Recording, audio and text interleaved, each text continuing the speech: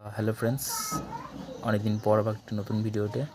তো আজকে ভিডিওটার মূল টপিক হলো ডোমিসাইল সার্টিফিকেট তোমরা কীভাবে অ্যাপ্লাই করবে বা বানাবে। আর এই ভিডিওটা তাদের জন্য হেল্পফুল হবে যারা এসএসসিজি 2026-এর জন্য যারা প্রিপারেশান নিচ্ছ, তো তাদের জন্যই খুব গুরুত্বপূর্ণ। ভিডিওটা অবশ্যই প্রথম থেকে শেষ অবধি দেখো, ভিডিওটা ভালো লাগবে। তো আজকে মূল টপিক হলো ডোমিসাইল সার্টিফিকেট কীভাবে অ্যাপ্লাই করবে বা বানাবে। আজকে ডোমিসাইল সার্টিফিকেট বানানোর প্রথম স্টেপ হলো তোমরা অনলাইনে দোকানে যাবে। অনলাইনে দোকানে গিয়ে বলবে যে আমি ডোমিসাইল সার্টিফিকেট বানাবো। ডোমিসাইল সার্টিফিকেটে ওরা অ্যাপ্লাই করে দেবে।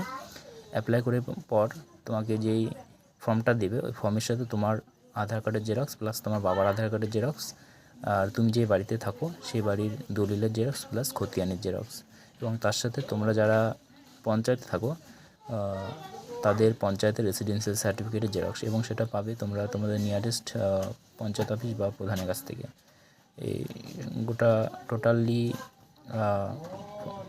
অ্যাটাচ করে তোমরা বিডিও অফিসে জমা দেবে, এবং বিডিও অফিসে জমা দেওয়ার পর তোমাদের 60 থেকে 8 দিনের মতো ফর্মটা অ্যাপ্রুভ হতে লাগবে। তো অ্যাপ্রুভ হওয়ার পর তোমরা সেটা অনলাইনে দোকান থেকে গিয়ে ডাউনলোড করতে পারবে। তো আজকে ভিডিওটা ছিল এত পর্যন্তই।